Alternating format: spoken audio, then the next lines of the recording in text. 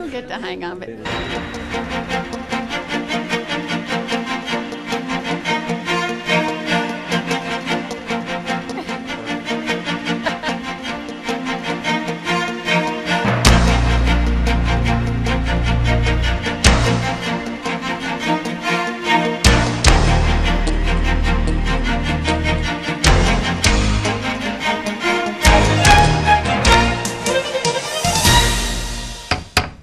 I'd like to call the January 4, 2011 meeting of the Buncombe County Commission, our first meeting of the new year, to order.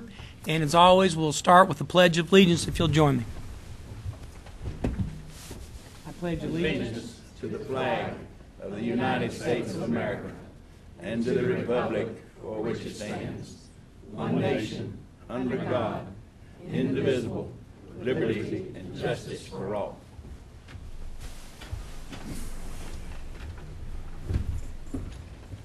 Our invocation tonight will be given by Commissioner Peterson. May we pray. Our dear Heavenly Father, as we gather here this evening on the cusp of this new year, we come with grateful hearts for the many blessings that you have bestowed upon us. But we come asking for your guidance here in the year 2011. We ask that every citizen of Buncombe County be allowed to reach their fullest potential this year. We ask that they be happy and healthy and warm and have jobs and have loving families and have just a wonderful, wonderful life in Buncombe County. We ask a special guidance for the commissioners who sit here, and may we make every decision that we make in this new year with the least of the citizens of Buncombe County always on our mind. And we praise God for you, and we praise God for this country in which we live. Amen. Amen. Thank you. In accordance with the Code of Ethics adopted by this board, it's the duty of every board member to avoid both actual and potential conflicts of interest. Does any board member know of any potential or actual conflict of interest on any matter that might come before us today? No, sir. If not, is there a motion to adopt the agenda as we have presented it, including adoption of all the consent agenda? So move. Second. There's been a motion by Vice Chairman Stanley, a second by Commissioner Peterson. Is there any discussion? If not, all those in favor say aye. Aye. All opposed, no. We will follow the agenda as printed tonight. Thank you. First up, we have a public hearing on a rezoning request by Ricky Briggs for Patricia Davis. It's a request from R1 to R3, and Debbie Trumpy is here to talk about what the request is. For those of you, if anybody's here for the William Haggard rezoning request, that application has been withdrawn, so we will not be hearing that tonight, only the Briggs hearing. Thank you. Go ahead, Ms. Trumpy. Mr. Chairman, members of the board, Ricky Briggs has applied to rezone tax lot pin 9669651782, located at 904 Riceville Road, from R1 to the R3 residential district. The subject property is 0.7 acres and is located on the southwest corner of the intersection of Riceville Road and Wilson Watts Drive. The property is unimproved. The property is adjacent to the R3 district and is surrounded by uses allowed in the R3 zoning district, but not allowed in the R1 zoning district, such as mobile homes and mobile home parks. The requested zoning would be consistent with the Buncombe County Land Use Plan, as the Land Use Plan update indicates that R3 is suitable for higher density uses and mobile homes. The proposed R3 zoning would be consistent with the surrounding area, which already contains mobile homes at a nearby mobile home park, and would not be detrimental to the owner, adjacent neighbors, and surrounding community. Therefore, the Planning Department recommends approval of the request. The Buncombe County Planning Board held a public hearing on this application on December 20th, 2010, and there was no public comment. The Planning Board voted unanimously to recommend approval of the application. Okay, is there any questions for the board right now? If not, I will begin the public hearing on this matter at 4:34 and invite any member of the public that wishes to comment to come forward and give their thoughts about it. Any comments tonight on this?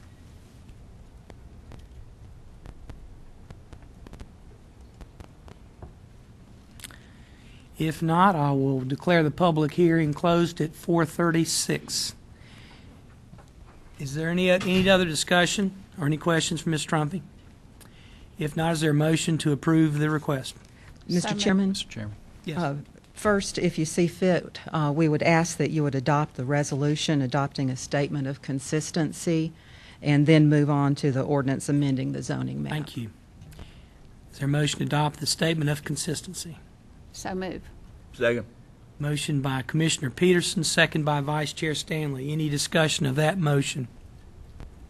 All those in favor of adopting the statement of consistency, say aye. Aye. All opposed, no. The motion carries 5-0. And the next step would be to adopt the Ordinance amending the change. zoning map. Okay. Yes, sir. All right. Is there a motion to So that moved. effect? Second. Been a motion by Commissioner Peterson, a second by Commissioner Jones. Is there any discussion of that motion? If not, all those in favor say aye. Aye. All opposed, no. Then the rezoning request is granted 5-0. Thank you. Again, the William Haggard application has been withdrawn.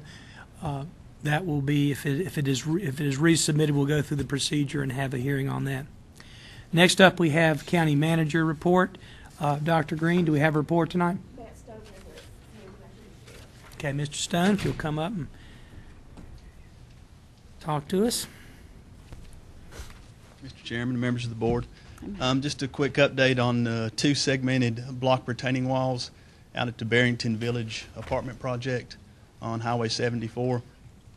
During the course of our inspections on the project, inspectors as well as some citizens began to raise some concerns about the cracks in the walls. So what we did was we contacted the design engineer of record, and he said that was normal for that type of wall. So as time went on, we noticed more and more cracks, and they became more and more severe, and the foundation drains for the upper wall continued to drain down on the other walls. So at that time, we decided to contract Kessel Engineering to evaluate the design of the project. At that time, they agreed with our conclusions that there were some long-term effects with the stability of the wall. So based on my experience with these projects, we decided to place a stop work order on the job today, and it was processed. Now once that's done, they will have up to 5 days to make an appeal with the North Carolina Department of Insurance. At that time, as we discussed with Mr. Frew, I think we need to discuss the legal ramifications of that. Thanks, Matt. Mr. Chairman, Commissioners, at this point, I mean, given that this stop work order just went out in the mail today, everybody that needs to be involved is probably not involved yet. That's why I said probably for a closed session, if this board would like to hear what the options of the parties will be or what our options will be at this point, since it has been served, I'd be glad to discuss that with you in closed session under attorney-client. Good. Okay, Good. so this is that monstrosity on Fairview that is the largest retaining wall in the state of North Carolina. Is that right? According to Kessel Engineering Group that we hired, yes. As far as he's concerned, it is the largest one he's aware of. It's actually two walls, roughly 88 feet. The two walls' cumulative height is 88 feet. So, yes, he had not designed one any higher than 45 feet and had not seen one higher than that. So it was definitely an anomaly for that type of design. Is there, well, is there a way to make it safe? Or did they know of a way, or is this getting the lawyer? I did ask the engineers we retained, Kessel Engineering Group, and he said there is potential fixes anywhere from some kind of abutment or buttress to the lower part of the wall to some kind of soil anchors that would stabilize the wall as it is. So there are some options out there if in fact they determine that that is the next course of action after additional studies have been done to determine the long-term stability of the wall. Well, as one of the three folks sitting here who drives that stretch of road every day, I want to thank you for the work that you've done on that and the report that you brought here today. I think for all the citizens who drive 74, it will be good news that that work is going to be done on that, and we're going to take care of it. So thank you very much. And clearly, just to clarify, I mean, the object here is to make sure, pursuant to building code and design standards, that this is a safe wall, an effective Certainly. wall, and in compliance with public safety. But as to what any remedy would be available, if at all, at this point, since the stop order has just gone out, we'd be guessing. But as to what the options may be, I'll discuss that with you in closed session.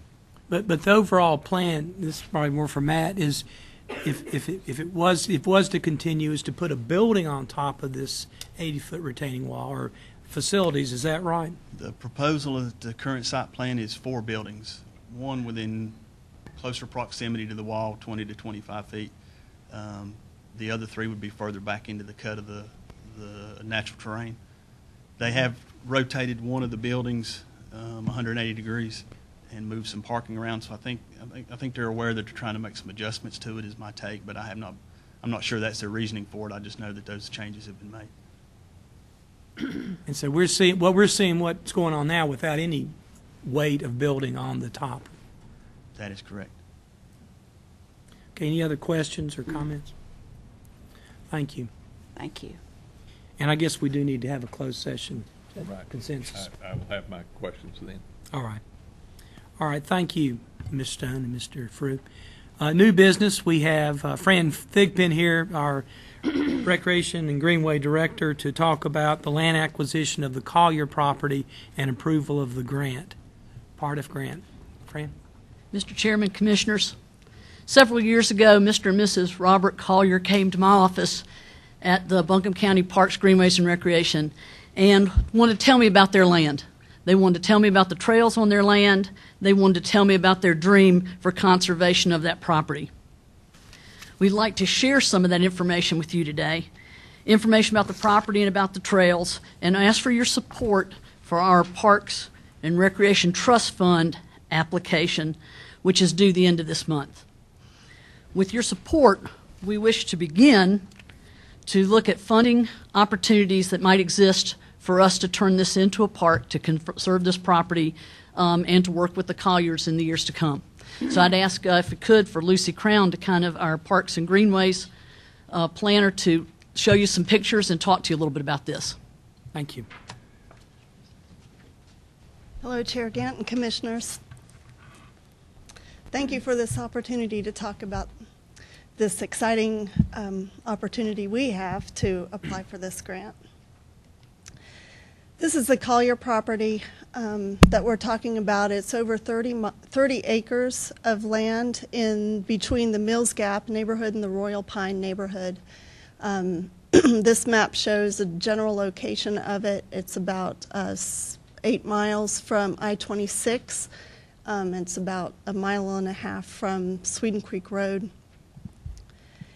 But I believe this picture shows a much better description of what kind of property we're asking to preserve with this grant. The Colliers have asked that if we purchase it, we keep it as parkland in perpetuity. It has over 2.5 miles of trails on it already that Mr. Collier has been maintaining himself, and that the Carolina Mountain Club has agreed to help us maintain if we are able to acquire the land as parkland. And these are some pictures. I took the pictures, and I'm not much of a photographer, and I don't think that these give nearly the justice that they deserve, but they are beautiful trails, beautiful views from the land, and plenty of space for passive recreation such as picnicking and just being with family and loved ones. This is our revised draft budget. It's different than the one that was in the packet for the agenda in that the monies that we are asking to be obligated by the county have been lowered by about $40,000. And that is because we are whittling away at the costs of what we need to obtain this land and turn it into a park. And we will continue to do so. We haven't been out asking for cost estimates as aggressively as we will be once we are finalizing the grant application. But we do know that we will need to provide parking space, which we will put at the rhododendron road access, which is on the east side of the property. I'm sorry, on the west side of the property. We also will need to provide signage and some barrier gates that will block off some trails that are between their property and their neighbor's property. But if we were to win the PARTIF grant, we will have 3 years to pay our portion of the obligated funds, and in the meantime we're seeking additional funding mechanisms and fundraising opportunities and partnerships to help us with our portion of what we would owe. And even though the PARTIF grant is a 50-50 style grant, 50% match needed, because the Colliers are offering us the price at such a deep discount, we can use that discount as a portion of our match. And so today what we are asking for, if you see fit, is a resolution that will approve our applying for the PARTIF grant, and also a resolution that will approve our placing this land acquisition on the Parks, Greenways, and Recreation Department's capital improvement plans. And that's all I have for you, if you have any questions. Very good. I see Mr. Collier is here. Mr. Collier, thank you for attending, and thank you for offering this very unique opportunity. In that map, I didn't see a lot of undeveloped area except for your property. And I'm very familiar, I think we're all very familiar with that area, that part of the, if you want to come up, why don't you come up, sir, if you don't mind. I know you didn't come here to speak, I can kind of see that, but we'd love to hear from you, sir. No, I didn't especially plan to speak, but when we moved here to Buncombe County 40 years ago and managed to acquire the property, it was all empty. If you remember, there was let's see, I guess there was one grocery store between Mr. Trantham's grocery down in Biltmore and down into Fletcher, Aikens and grocery. nothing much else. And so we've just sort of seen the city move in around us. We've had a great time raising our 10 children on that property and having them go to the local schools, all graduated from T.C. Robertson, and they all have families. And so we got to thinking that we would like for our posterity to be able to enjoy the property as we have enjoyed it, and we thought that this was an appropriate way. And we have 46 grandchildren now, and you know, another generation will be a bunch of great-grandchildren, and so we thought this would be a real neat way for them to be able to enjoy it on through the ages ahead. So we appreciate the opportunity for your interest in it. Thank you, Mr. Collier. And thank you for having such vision. You're right, that was all undeveloped, wasn't it? I remember. I know the one grocery store, Aikens Supermarket. Right. We thought it was unbelievable. We didn't have to go to Trantham's every day to get what we needed. Okay. Is there any question or any comments?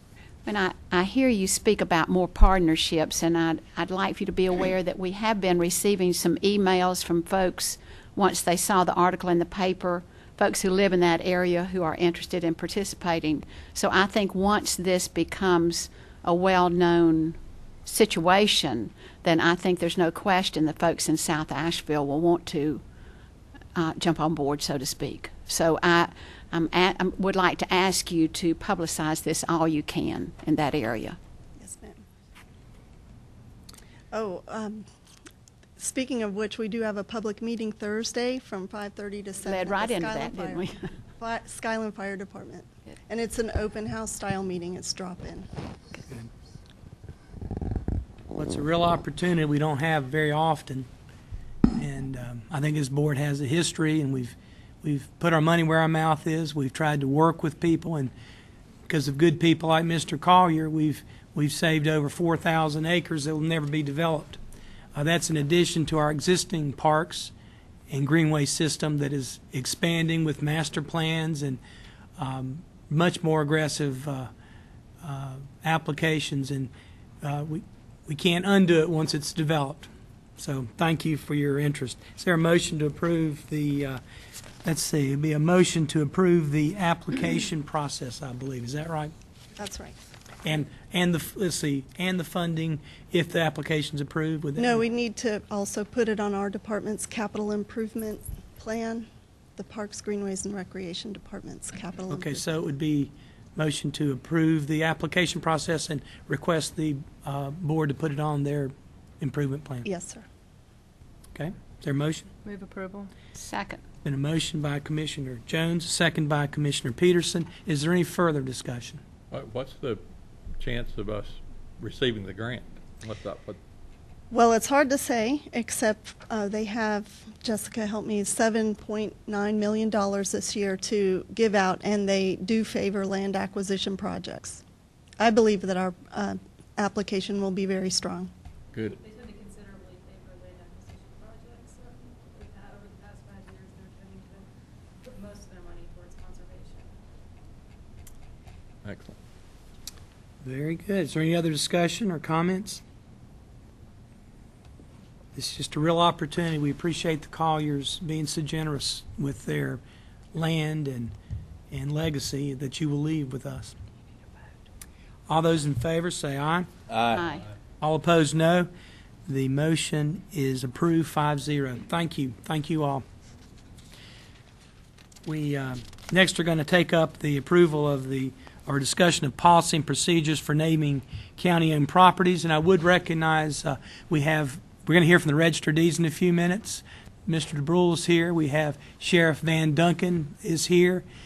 And we have representative and existing chairman of the library board, Patsy Keever, former commissioner, also here. We'll hear from her in a few minutes. But right now we're going to hear from Dr. Green, so go ahead. Okay. Mr. Chairman and Commissioners, at our retreat we talked about revisions to our building naming policy. We adopted the policy back in the 1990s, and there's basically two things in it that we're changing. One is that you can name a facility after a person who is still living, and before it had to be deceased. And the second is to expand it to the ability to name a portion or a room, particularly like a training room or a conference room inside one of our buildings. So that's the basic changes to the naming policy. It's not extensive. We do welcome people sending us suggestions on changes or naming our buildings. We are in the process of changing a fair number of buildings, the content, and hope that after we've finished those changes, we do look at naming some of our buildings instead of just being a number at a street. But I'd be happy to answer any questions that you might have about it, changing the policy. Does anybody have any questions for the county manager? And we talked at the retreat that there's a pretty high bar There is. for that recognition. There is. I mean, contribution to the community, just the changes and what you've done for our community as a whole. That's great.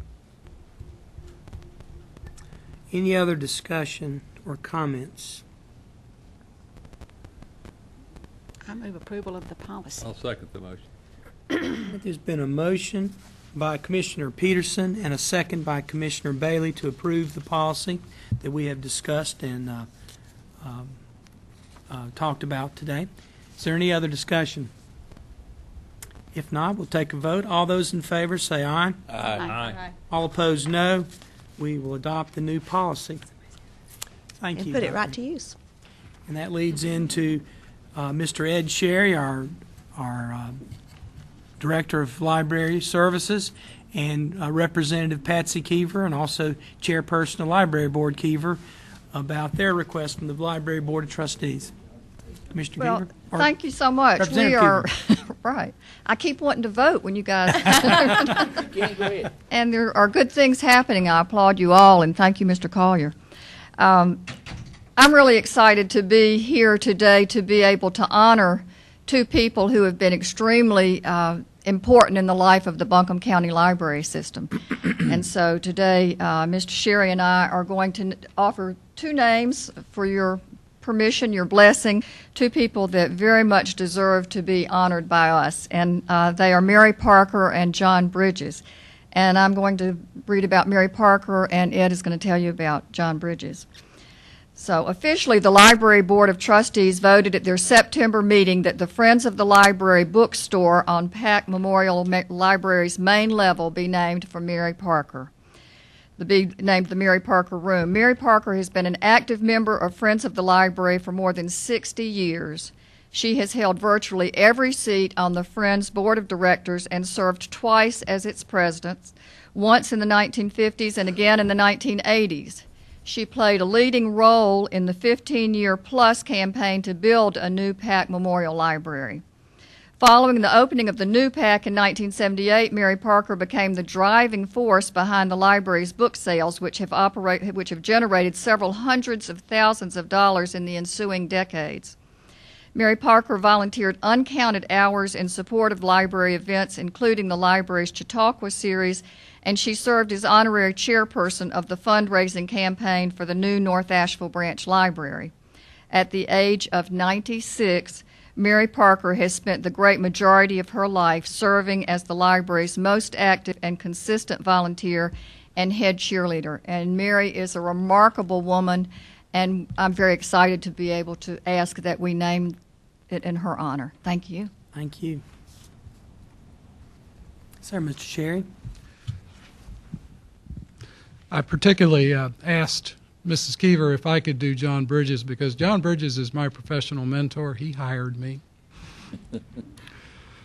At the same September meeting, the Library Board of Trustees recommended naming the Children's Activity Room on the lower level of Pack Memorial Library the John A. Bridges Community Activity Room. John Bridges began his library career in the 1940s as a high school-aged bookshelver, left to pursue his education at Chapel Hill, but returned to Pack in 1956 as the Community Activities Director, serving until his retirement in 1986. John Bridges made the library a central part of Asheville's cultural scene, providing a variety of musical programs, film showings, and lectures during a period when such program was in very short supply in Asheville and Buncombe County. Mr. Bridges for many years was the face of much of the library's children's programming. Following his retirement, John Bridges remained a fixture of Asheville's cultural scene, serving on numerous community boards and writing reviews for the Asheville Citizen-Times. In the 1990s, John returned to the library as a Friends board member and served 2 terms as the organization's president. A substantial gift was made to the library's trust fund in Mr. Bridges' honor by the estate of William Livingstone. Very good. Thank you both. Is there any discussion among the board of these requests by the Library Board of Trustees? Two worthy people. Absolutely. I move approval. Second. There's been a motion by Commissioner Bailey, a second by Commissioner Peterson. Is there any discussion of renaming or approving this request? All those in favor say aye. Aye. All opposed, no. Thank you both for presenting those very worthwhile and very deserving requests. I'm going to... Yes. Yes, Commissioner. Just want to thank you very much for that vote. There will be a rededication of the Pack Library on Tuesday, the 18th at 2 o'clock. Everybody's invited, and I hope at that time we'll be able to, again, honor these people. So, thank you, ma'am. Thank you. We will all try to be there. The next order of business is the workforce. We have the Register of Deeds and Assistant Register of Deeds, Ms. Willing. If we could, any disagreement about moving that up? Okay. Let's take up the approval. Is that all right by consensus? Sure. All right. There's a request to close the Register of Deeds office on February 7 and 8 for the move to 35 Woodfin Street, which is the health department, old health department building.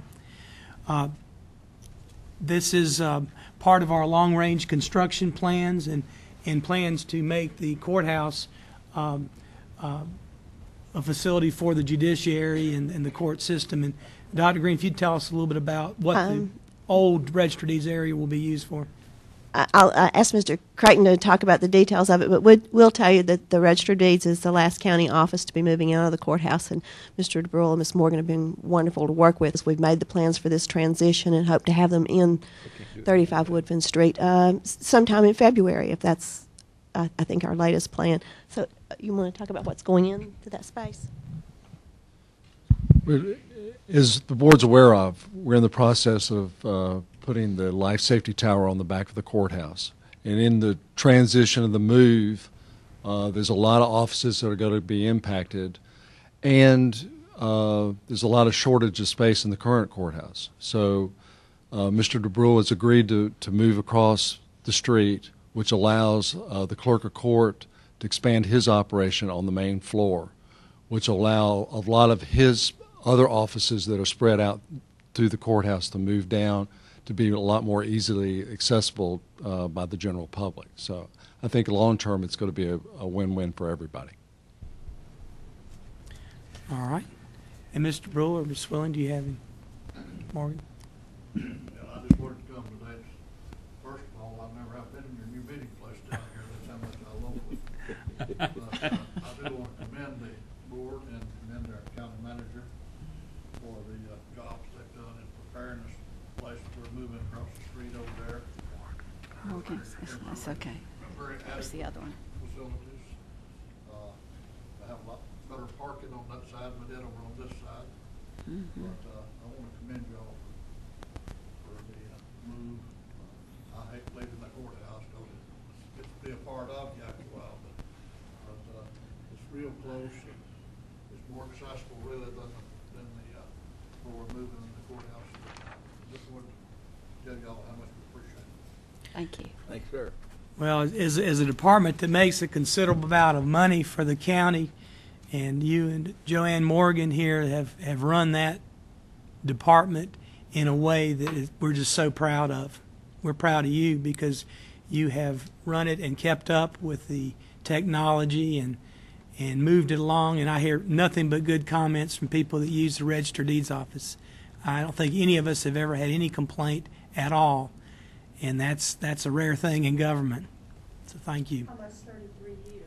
33 years he's been our registership, and we thank you for that service. Let's give Mr. Brule a hand. I think 33 months is pretty good for a lot of tenure, so we're glad, and thank you for being gracious on the move. I know it'll be a change for you. Thank you, and I hope we can publicize it good to where people will know after been for hundreds of years almost Commissioner Deeds office where we will be. We'll make sure we get the word out. Signage over on both sides of the building. It makes it very difficult for people to just say the name of the street, but I hope to get coverage on back to this moving and where it's moving. Well, thank both of you for your good work. Thank you. Okay, is there a motion to approve closing the office from So the moved. 7th and 8th? Second. Any discussion? All those in favor say aye. Aye. All opposed, no. Thank you, and we'll close her down for a couple of days as we move. Next up, we have Cynthia Barklow to talk about the workforce rental housing incentive policy. Cynthia? Good evening, Chairman Gant and members of the board. And while Judy and Max are cueing the presentation, at the November Commissioner meeting, we brought to you the draft policy and then refined it and brought it to you again at the retreat. And That goes back quite a few years, doesn't it? Good gracious.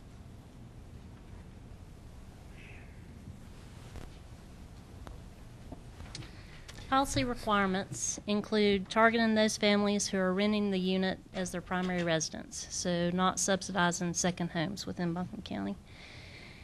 And renting to workforce housing families, so those people making up to 140% of area median income. For a family of one at 80% of median income, That's $31,050. For a family of 4 at 80% of median income, that's $44,300. Up to 140% of median income, which is $77,500. So this is a wide target in this policy. And encouraging the creation of these units through tax value incentives. Our threshold proposed is 50 units dedicated to workforce families, requiring a minimal investment of $5 million with a guaranteed affordability and reporting period of 15 years. I wanted to add also that both new developments and rehabilitation of existing rental units is targeted through this policy. So both are eligible. Okay, because that was one, I had a discussion of that with somebody that said, well, you're ignoring the people that are trying to recycle or refurbish old buildings, and why can't we be part of it? So as long as it's 50 units, it's either way. Yes, and we had scaled back. Initially in November, we brought to you 100 units proposed. We scaled that back based on comments to 50 units. But you're exactly right about the rehab and the new units being eligible. The proposed rental rate under the workforce housing policy will be calculated as the rate that a family at 80% of AMI can afford to spend on rent and utilities without being cost burdened. And those families that are considered cost burdened are those that are paying more than 30% of their income on housing and utility cost. The chart on the screen shows the maximum rent affordable under this policy for efficiency units through three-bedroom units, or shown in the final column, $716 for an efficiency up to $997 for a three-bedroom unit. We made a quick market comparison of recently constructed apartments in Buncombe County and Asheville, and these rental rates aren't that much different from what's offered in our area right now. Assistance will be provided through an incentive grant to be calculated on the increased annual property tax value resulting from the new development. So only the tax value of the improvements can be considered when calculating. The incentive will be paid after the first year of occupancy and annually thereafter for up to 5 years, depending on the amount of the investment. Up to 85% of the increased annual property tax can be provided to the developer as an incentive. And just for an example, if a development increases the property tax value of $30 million, then over a 5-year period at 85% incentive grant, then we could return up to $690,000 over a period of 5 years. So in addition to the policy before you through the resolution, there's also an application, and this is the vehicle through which developers will make application to receive this consideration. If there are any questions, I'd be glad to entertain. Cynthia, this is more for the benefit of the public, because I think you answered this question for this board in the retreat, but a couple of things that I think we were hoping that would be a little more resolved when we asked you to work on a little bit more was to kind of talking to more developers and seeing how that, how that was jiving with them, and then also how this would work with the city policies to get them as close as they could. So would you mind weighing in on both those two concerns? From what I can tell from the city policy now, their limit on AMI is up to 120%. Ours is up to 140%. The rental rate in the city's policy is higher than ours, the maximum threshold. The county, we also have a loans fund option, and the city doesn't have that in their policy right now, where a developer in ours, they can receive up to $5,000 a unit for a period of 15 years at 0% interest and have annual repayments on that loan. We have the same format for the incentive, and the city, they do not require a minimum number of units in their policy right now. And talking to the development community? Talking to the development community, I think it's been a group effort. I've talked personally to a couple of different developers. I know county management has also had some communication, and I'm sure you guys have had communication and passed it along as well. And so folks had, we solicited their feedback, and it was incorporated in these revisions, and yes. Yeah. And in 2008, you all passed a policy that targeted home ownership for workforce. So this same group of people, 80 to 140%. We have an application process for that, and recently have been able to award funds, but it took a while. So we may not have a taker on this initially, but it's there because it's a good idea to have. Are there any other questions or comments? Is there a motion to approve the policy? So moved. We'll need a public hearing on this, do we? I don't think we do on this one. All right, there's been a motion by Commissioner Peterson. Is there a second? Second. And a second by Vice Chair Stanley. Is there any further discussion? I guess I have just one quick question, and it has to do with the, I think this board was correct in not kind of developing a policy around one project. I've kind of come to terms with that. That's the appropriate way to go.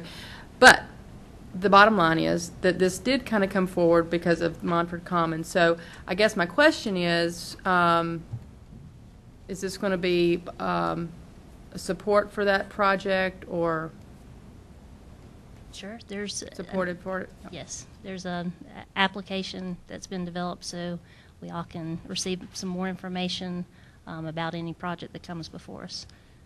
And then the process would be that a review committee looks at that information, scores it, fleshes it out.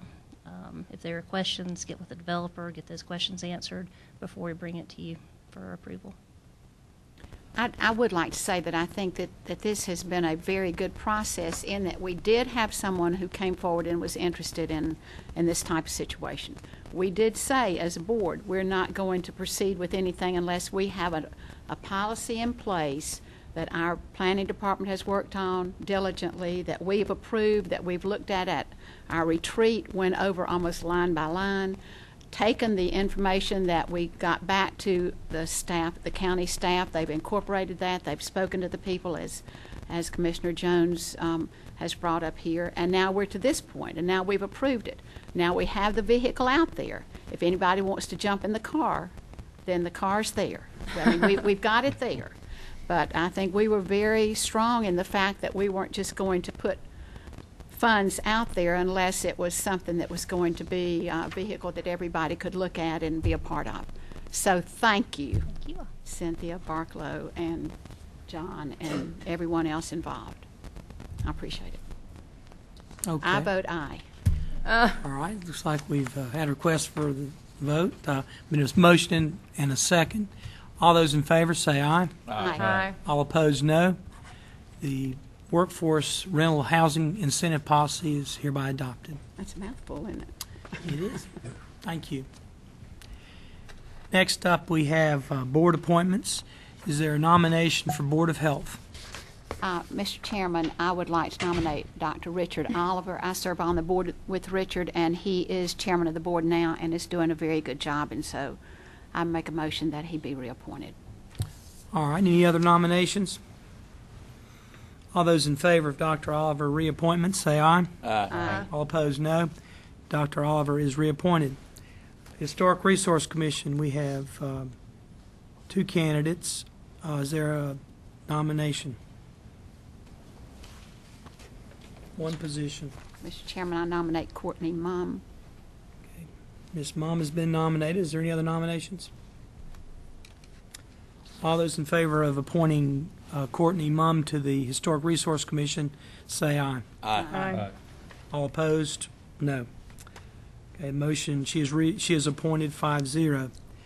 Next we have, actually, I think I counted 10 candidates for the Asheville Transit Commission, and I would ask the clerk to poll the board on the candidate there. This is a new position that was created by the City Council, Asheville City Council, to give us a seat at the table, and we are appreciative of our friends across the hall to give us a chance to be on their board and be active. Yeah, Ken O'Connor. Ken O'Connor. Jonathan Gock. Ken O'Connor. Mr. O'Connor. Okay, Mr. O'Connor is appointed. We have current vacancies on the Asheville Civic Center Commission. We have 2 seats that the county appoints. We have a possible position on the URTV board. We have Asheville Planning and Zoning, 1 vacancy. We have a resignation there. The next regular meeting of our commission will be January 18th, 2011 at 4:30. Our county offices will be closed January 17th in observance of Martin Luther King Jr. holiday. Some, if not all, the board will attend the ribbon cutting of the newly remodeled Pack Square or Pack Library on January 18th at 2 o'clock in downtown Asheville.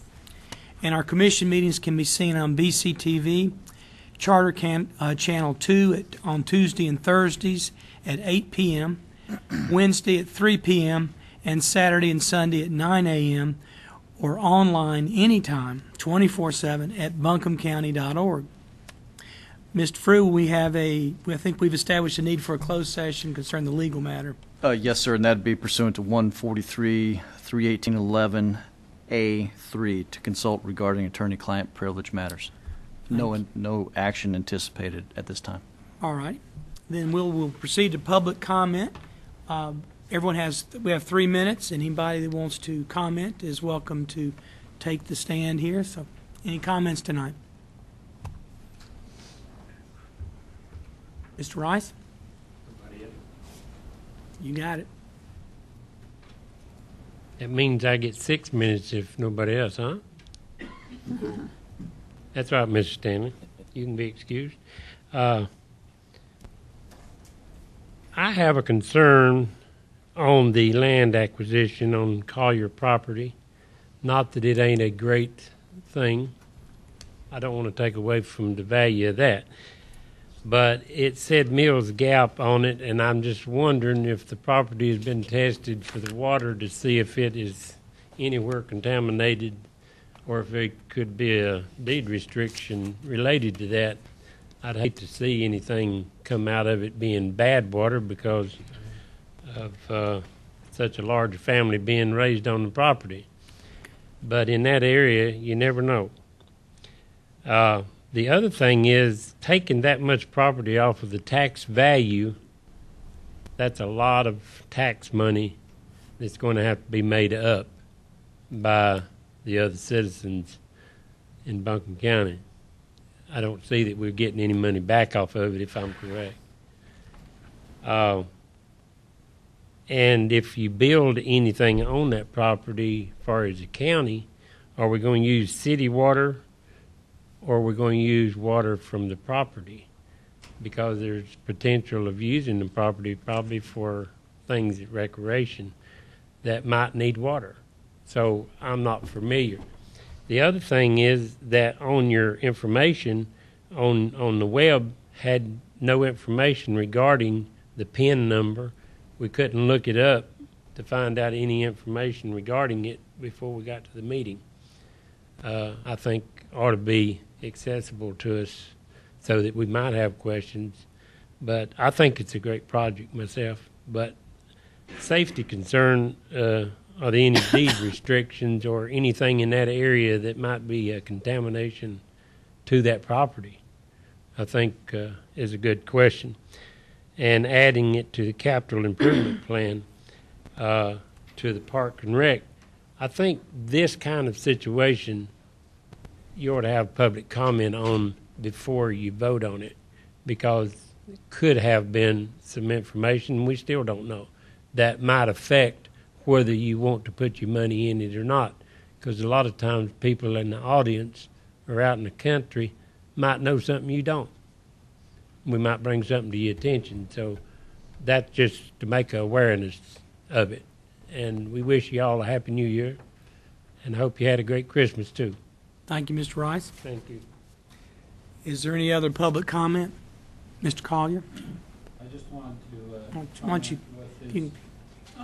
don't I tell you, he came here, he's trying to be nice and settling. This is the second time I've asked him to stand, but thank you, Mr. Collier.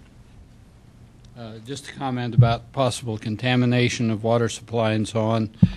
We are about a half a mile from the old CTS property, as you know, that's right on Mills Gap, that there's all this concern about the contamination that it's caused. Because of that, the EPA people have been sampling all of the wells in the area, and we have a drinking water well. We have our own house water supply as a well on the property. They have been continually monitoring it for a couple of years and have found no contamination at all. We are over the hill from CTS, and so there isn't very much opportunity for that. And we have been drinking the water from that property for 40 years with not too noticeable effect. Okay, Mr. Collier, thank you. All right, is there any other public comment?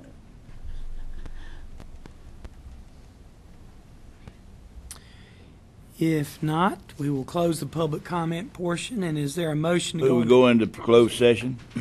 Second. And a motion by Vice Chair Stanley to go into closed session, a second by Commissioner Peterson.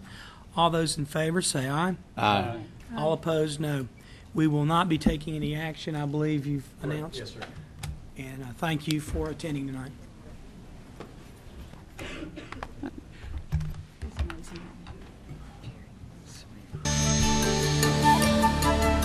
Here. Hey, Major. Happy New Year, sir.